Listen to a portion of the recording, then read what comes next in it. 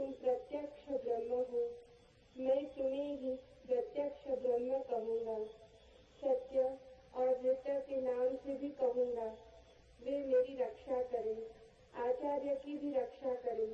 Om Shanti Shanti Shanti. This is the invocation of Shantikar.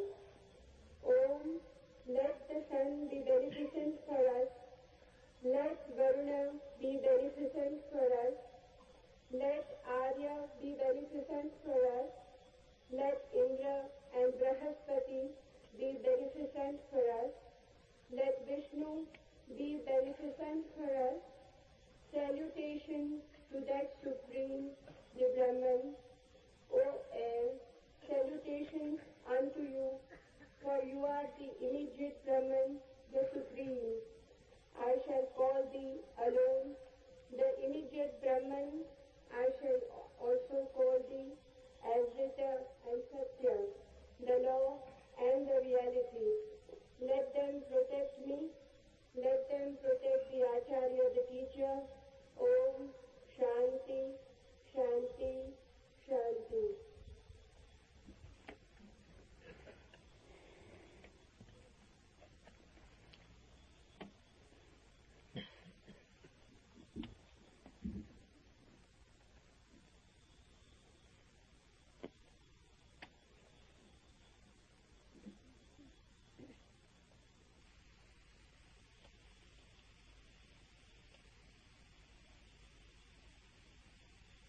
मैं वही कहूँगा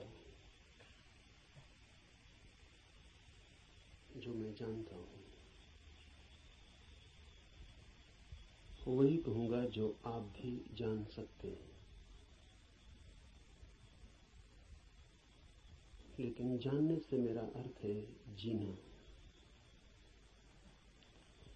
जाना बिना जिए भी जा सकता है, तब ज्ञान होता है एक बोझ। उससे कोई डूब तो सकता है, उबरता नहीं। जानना जीवंत भी हो सकता है। तब जो हम जानते हैं वो हमें करता है निर्भर, हल्का, कि हम उड़ सकें आकाश में। जीवन ही जब जानना बन जाता है तभी पंख लगते हैं, तभी जंजीरें टूटती हैं और तभी द्वार खुलते हैं अनंत के।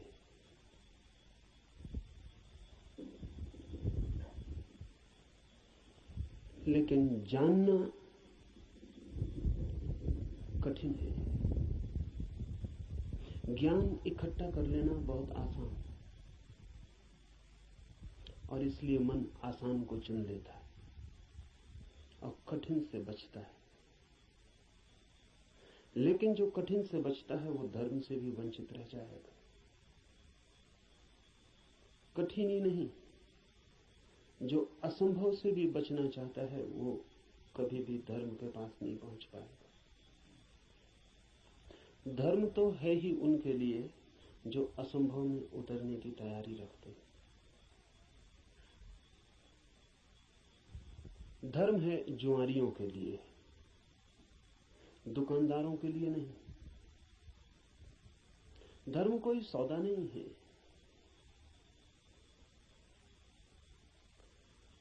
धर्म कोई समझौता भी नहीं। धर्म तो है दांव। जुआरी लगाता है धन को दांव पर, धार्मिक लगा देता है स्वयं को। वही परम धन है। और जो अपने को ही दांव पर लगाने को तैयार नहीं, वो जीवन के गुह रहस्यों को कभी भी जान नहीं पाएगा। सस्ते नहीं मिलते हैं वे रहस्य। ज्ञान तो बहुत सस्ता मिल जाता है। ज्ञान तो मिल जाता है किताब में, शास्त्र में, शिक्षा में, शिक्षक के पास।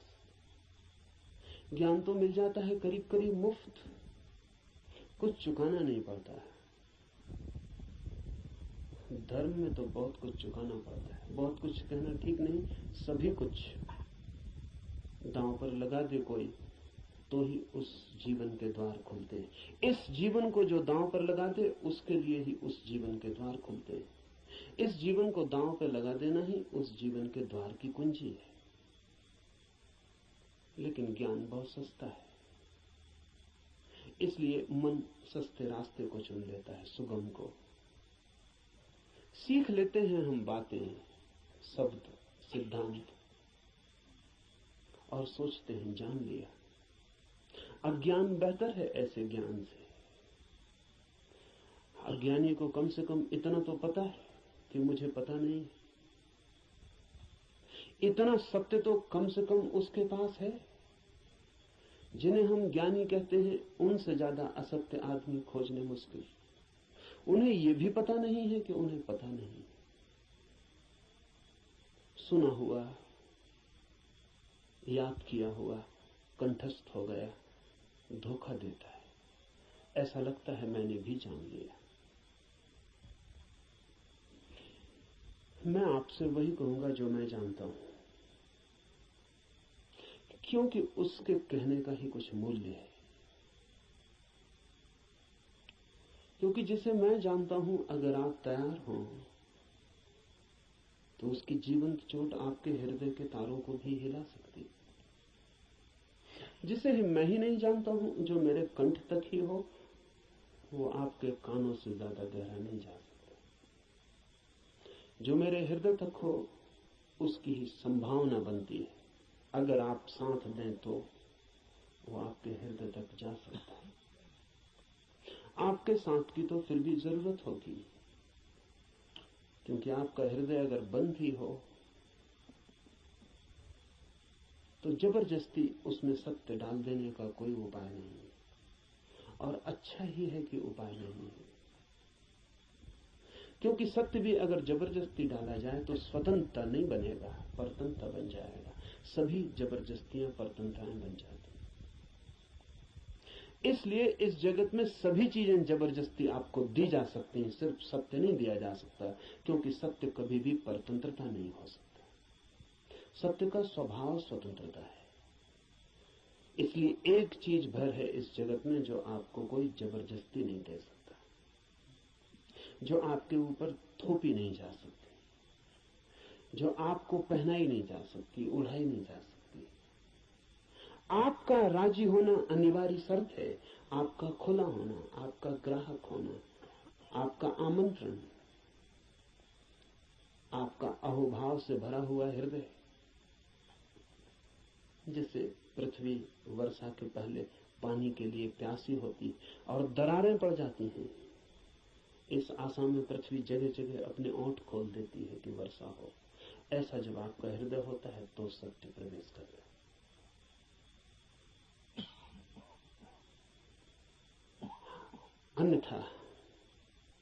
अन्यथा सत्य आपके द्वार से भी आकर लौट जाता है। बहुत बार लौटा है, बहुत जन्मों जन्मों में। आप कुछ नए नहीं हैं, इस पृथ्वी पर कुछ भी नया नहीं, सभी बहुत पुराने हैं। आप बुद्ध के चरणों में भी बैठ के सुने हैं, आपने कृष्ण को भी देखा है, आप जीसस के पास भी उठे बैठे हैं, लेकिन फिर भी वंचित रह गए, क्योंकि कभी भी आपका हृदय तैयार नहीं था। आपके पास से बुद्ध की सरिता बहती निकल गई है, महावीर की सरिता बहती निकल गई, आप प्यासे रह गए। आनंद रो रहा था जिस दिन बुद्ध के प्राण छूटने को थे और छाती पीट रहा था, और बुद्ध ने उससे कहा कि तू रोता क्यों है? जरूरत से ज्यादा मैं तेरे पास था 40 वर्ष, और अगर 40 वर्ष में भी नहीं हो पाई वो घटना, तो अब रोने से क्या होगा? मेरे मिटने से इतना परेशान क्यों हो रहा है? तो आनंद ने कहा है, इसलिए परेशान हो रहा हूं कि आप मौजूद थे और मैं न मिट पाया। अगर मैं मिट जाता तो आपको मेरे भीतर प्रवेश मिल जाता। 40 साल नदी मेरे पास बहती थी और मैं प्यासा रह गया, और अब मैं रोता हूं क्योंकि जरूरी नहीं है कि ये नदी कब किस जन्म में दोबारा मुझे मिलेगी।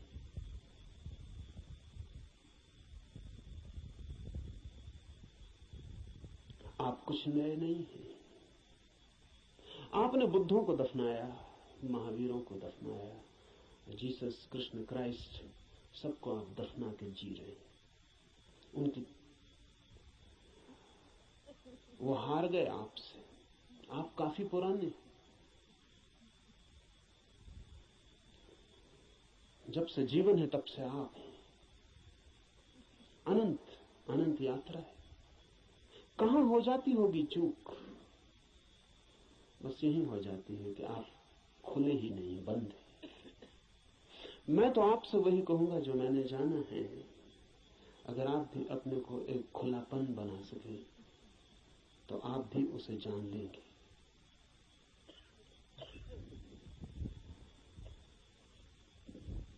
और ऐसा नहीं है कि कोई कठिनाई है बहुत, एक ही कठिनाई है और वो आप हैं। कुछ लोग कुतूहल से चलते हैं, जैसे राह चलते बच्चे पूछ लेते हैं इस वृक्ष का नाम क्या है, और अगर आप उत्तर न दें तो तत्क्षण भूल जाते हैं कि उन्होंने पूछा भी था। वो दूसरी बात पूछने लगते हैं कि ये पत्थर यहां क्यों पड़ा है।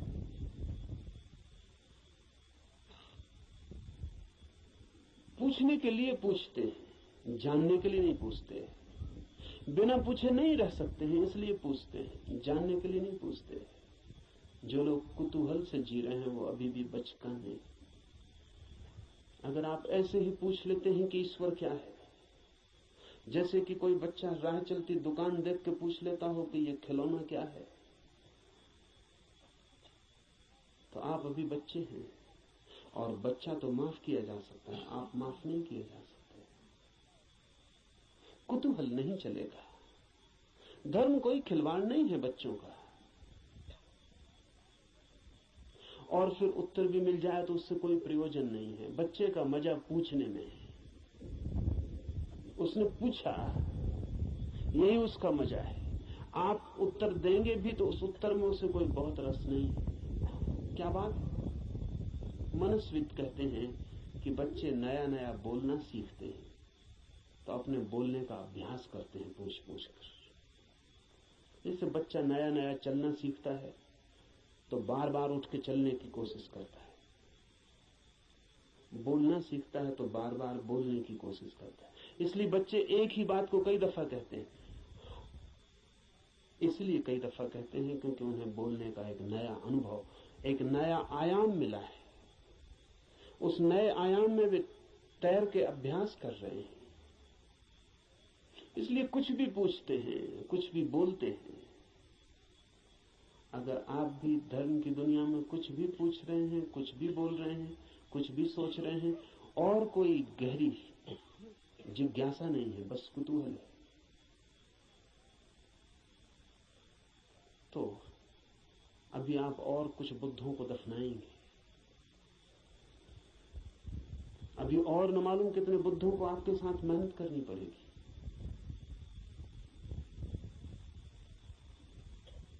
कुतूहल से सत्य का कोई संबंध नहीं। कुछ लोग कुतूहल से थोड़ा आगे बढ़ते हैं और जिज्ञासा करते हैं।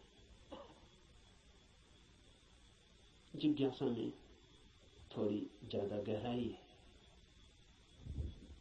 लेकिन बस थोड़ी ज्यादा।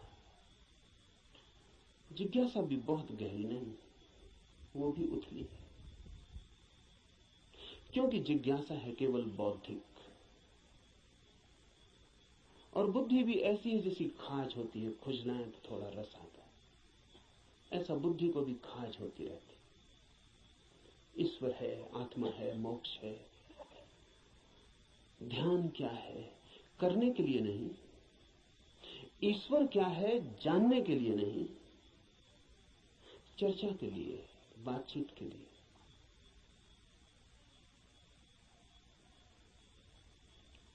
एक बौद्धिक मजा है, एक बौद्धिक व्यायाम है। तो लोग ऊंची बातें करते हैं, लेकिन उन बातों पर कभी भी कोई दांव नहीं लगाते।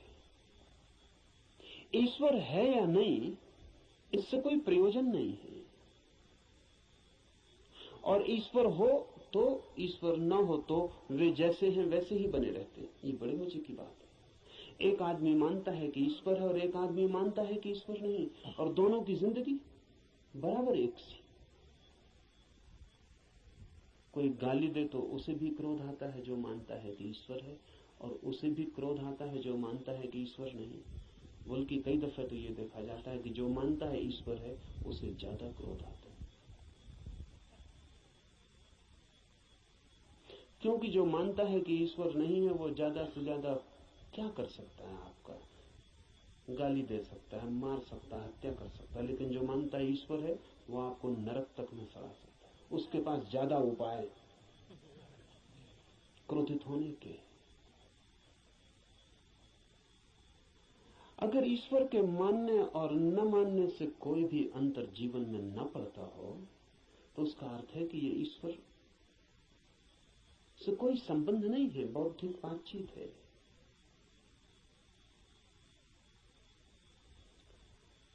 ऐसी जिज्ञासा हो तो आदमी दार्शनिक हो जाता है, चिंतन मनन करने लगता है, शास्त्र अध्ययन करने लगता है, बहुत सिद्धांत इकट्ठे कर लेता है, पक्ष में विपक्ष में सोच लेता है, वाद विवाद करता है, शास्त्रार्थ करता है, लेकिन जीता कभी नहीं।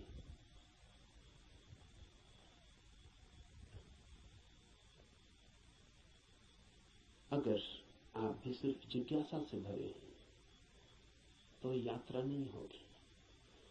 जिज्ञासा से भरे हुए लोग वे हैं जो मील के पत्थर के पास बैठ जाते हैं और पूछते हैं मंजिल क्या है, कितनी दूर है, और सदा यही पूछते हैं, लेकिन कभी उठ के चलते नहीं। जानते तो आप भी कितना है, क्या कमी है जानने में? करीब करीब सभी कुछ जानते हैं। जो बुद्ध ने जाना हो, महावीर ने, कृष्ण ने जाना हो, वो सभी आप भी तो जानते। गीता में पढ़ के आपको ऐसा नहीं लगता कि ये बातें तो हमें भी मालूम आपको भी है, पर सिर्फ बुद्धि तक है, आपके हृदय तक उनका बीज नहीं पहुंचा। और बुद्धि पर रखे हुए विचार वैसे ही होते हैं जैसे पत्थर पे कोई बीज को रखते हैं। बीज तो होता है लेकिन पत्थर पे रखा रहता है, अंकुर नहीं फूट सकता। अंकुर फूटना हो तो बीज को पत्थर से गिरना पड़े, जमीन खोजनी पड़े, और जमीन की भी ऊपर की सतह ठीक नहीं है क्योंकि और गीली जगह चाहिए, तो थोड़ा जमीन के भीतर पहुंचना पड़े जहां थोड़ी पानी की सुविधा हो, थोड़ा रस बहता हो। बुद्धि पर पत्थर की तरह बीज रख जाते हैं, हृदय तक जब तक न गिर जाएं तब तक गीली जगह नहीं मिलती। हृदय में थोड़ा रस बहता है, थोड़ा प्रेम, वहां थोड़ा पानी, वहां कोई बीज गिरे तो अंकुरित होता है, नहीं तो कभी अंकुरित नहीं होता। जिज्ञासु व्यक्तियों के पास बहुत कुछ होता है, लेकिन पत्थर पर रखे हुए बीजों की भांति।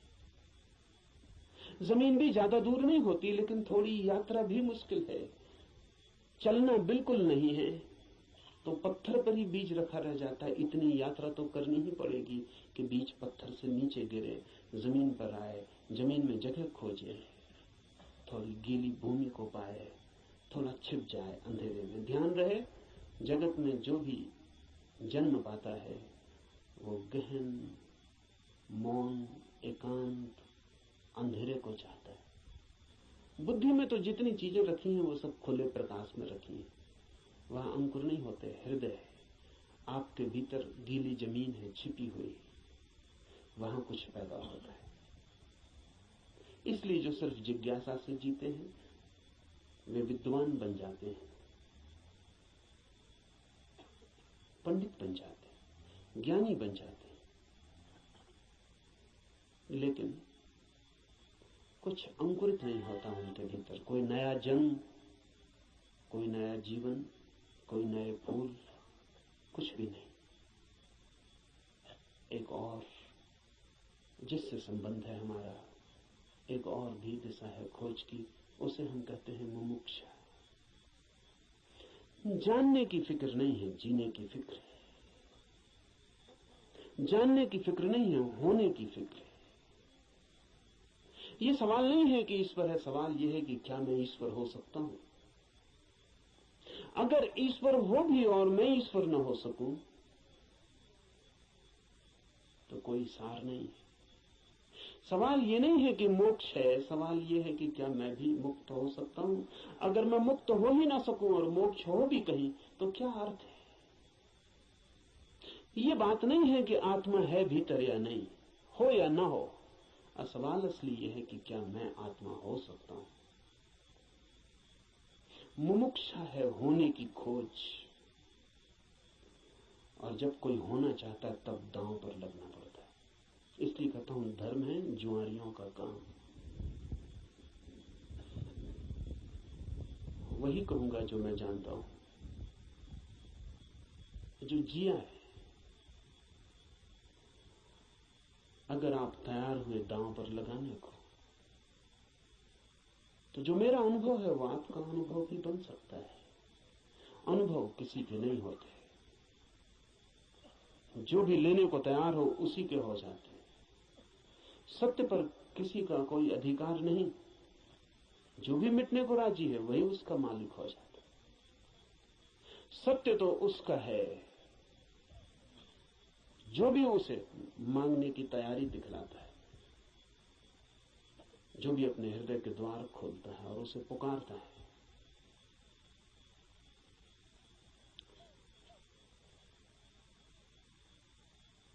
इस उपनिषद को इसीलिए चुना है। ये उपनिषद अध्यात्म का सीधा साक्षात्कार है। सिद्धांत इसमें नहीं है, इसमें सिद्धों का अनुभव है। इसमें उस सब की कोई बातचीत नहीं है जो कुतूहल से पैदा होती है, जिज्ञासा से पैदा होती है।